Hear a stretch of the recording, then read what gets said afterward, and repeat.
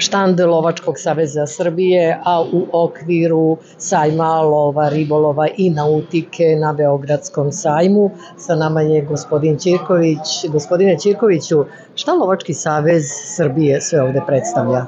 Pre svega dobrodošli na štand Lovačkog saveza Srbije, dobrodošli na objedinjeno lovstvo Republike Srbije.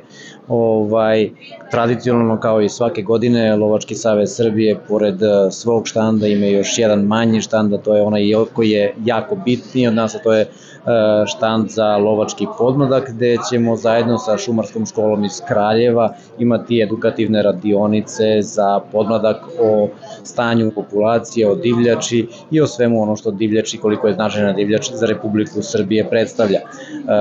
Pored trofeja i pored svega onog naše aktivnosti koje predstavljamo na našem štandu, ove godine imamo i izlagača lovačkih fotografija, odnosno fotografija divljači Republike Srbije, čiji je autor gospodin Raša Perin.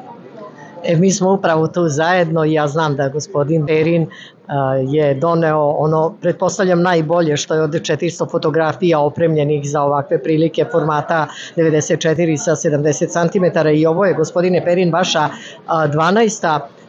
izložba. Jeste. U svakom slučaju, hvala lepo. Prvo bi se zahvalio gospodine Ćirkoviću, predsedniku Lovačkog saveza Srbije, koji me i pozvao i ustupio prostor da se ovako malo razbaškarim, kako bi mi rekli, i pokažem šta je to što možemo mi da pružimo pored lova, da su to i fotografije, to je stvarnost naše prelepe zemlje Srbije koja ima šta da pokaže mnogima drugima. Ono što je jako bitno, ovo je 12. moja izložba i promocija i sigurno da budućnost kako u lovu, ali apsolutno sigurno da će fotografija biti budućnost, nešto koje će beležiti neko vreme i koje ćemo imati da ostavimo trag nekog vremena koje uvek je iza nas.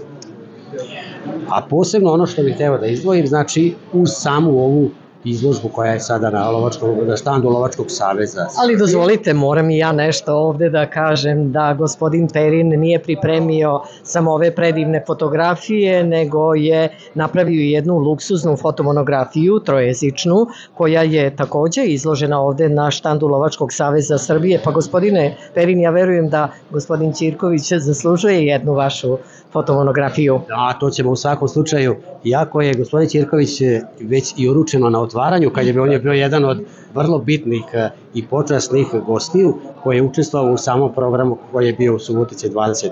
maja.